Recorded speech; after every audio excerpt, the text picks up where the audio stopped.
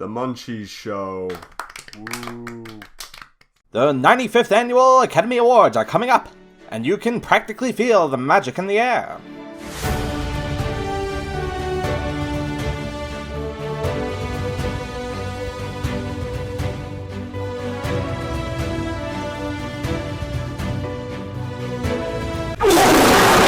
Yeah, I love the Oscars.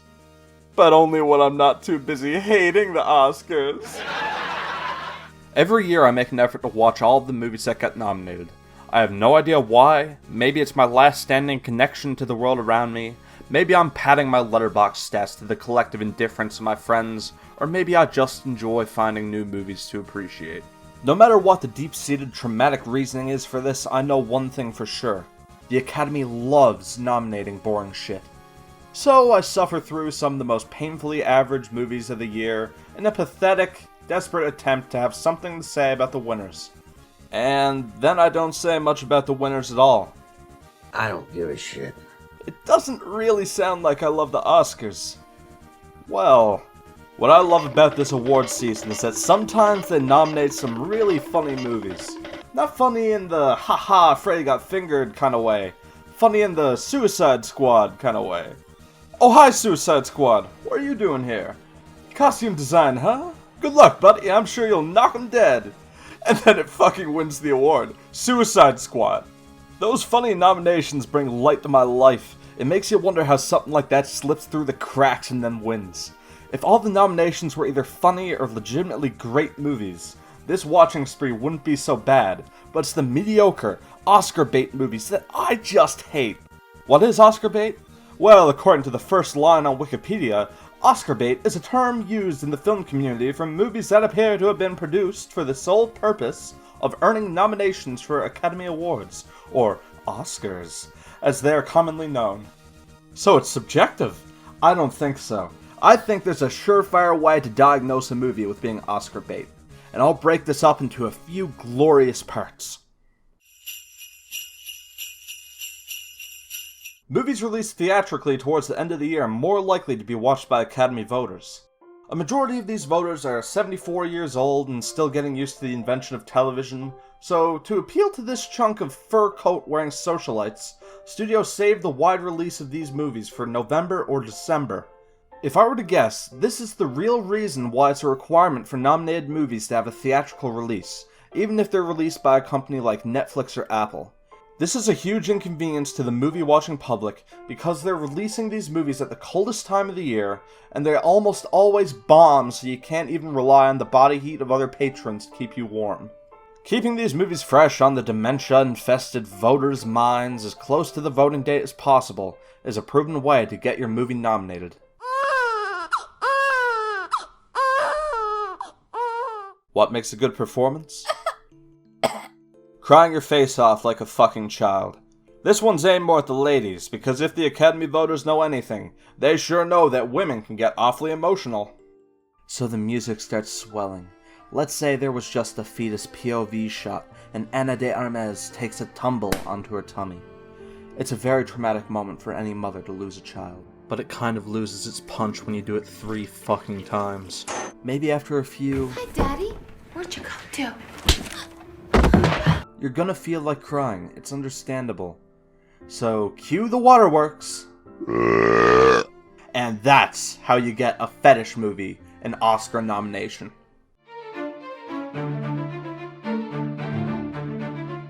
The violin's a very pretty sounding instrument. It's used really well in a lot of movies. Have you ever heard of Schindler's List?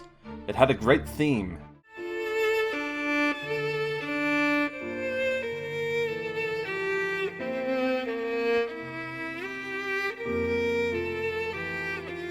There comes a point where there's just too much violin. It makes movies blend together for me, and last year The Power of Dog was a really great movie, but I just couldn't dig the soundtrack because I've heard so many tracks that sound weirdly similar to it.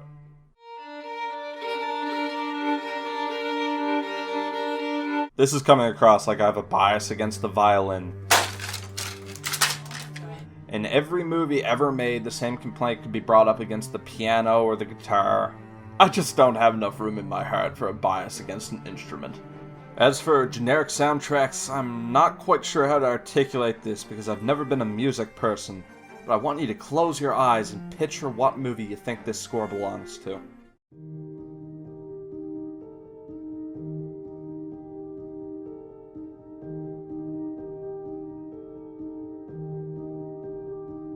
It was the Elephant movie. Okay, now what movie does this belong to?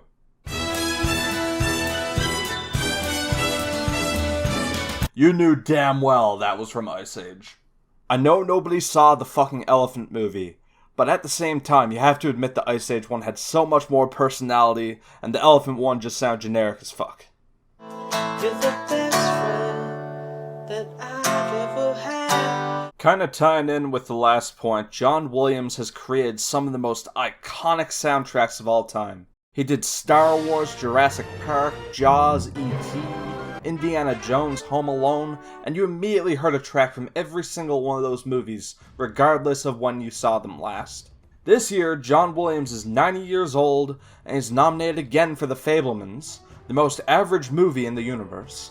I watched that movie 2 months ago, and I forgot it even had music. John Williams is nominated for an Oscar because of his name, and because he's friends with people at the Academy.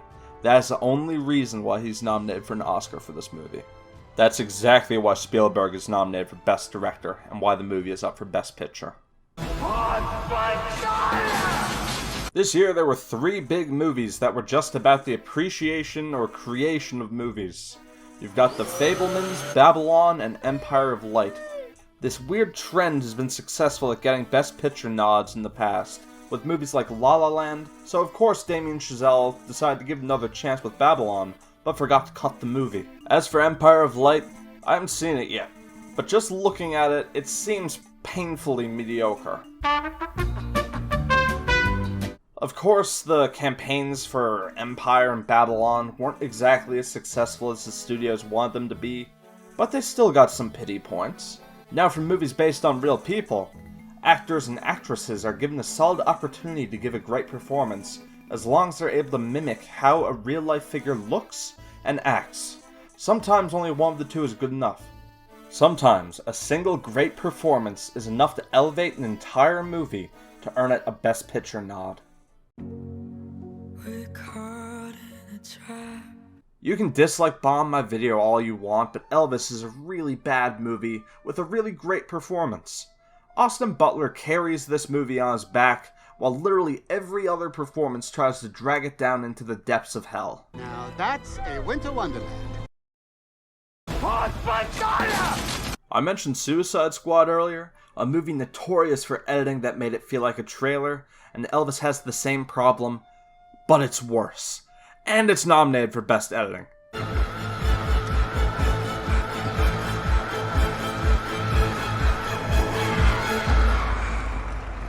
Yeah, that deserves to be nominated with Everything Everywhere All at Once and The Banshees of Inisherin.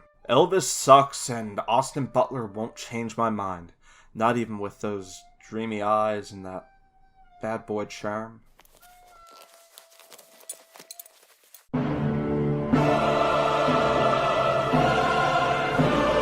Moving right along. What did we learn today? That's right. Oscar bait movies are movies that release late into the year, have rich actors who are only hired because they're Harvey Weinstein's sister-in-law, screeching their eyes out to the sound of violins chirping generically, while they're dressed like Marilyn Monroe, featuring 30% of background actors that don't look like the voters. Is this the case for every movie that was nominated this year? Fuck no. Everything Everywhere All at Once broke some of these rules and got more nominations than anything else this year. Top Gun Maverick is up for Best Picture.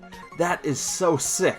Your movie doesn't need to follow a checklist to get awards or to be appreciated by filmgoers, and just because a movie follows this checklist doesn't mean that it's bad. Oscar bait is Oscar bait, but Oscar bait can be fantastic. The Whale is one of my favorite movies of the year, and the same goes for Banshees. I watched these movies well before the nominations were released, but this could be the first that a lot of people have heard of them. I love the Oscars for bringing attention to great movies, and just a few years ago, I watched The Father just because it was up for some Oscars, and that ended up being my favorite movie of that year. So, No matter how many assaults, mishaps, and terrible jokes the Oscars throw at me, deep down, I'll always have an appreciation for them. And the Oscar goes to Parasite.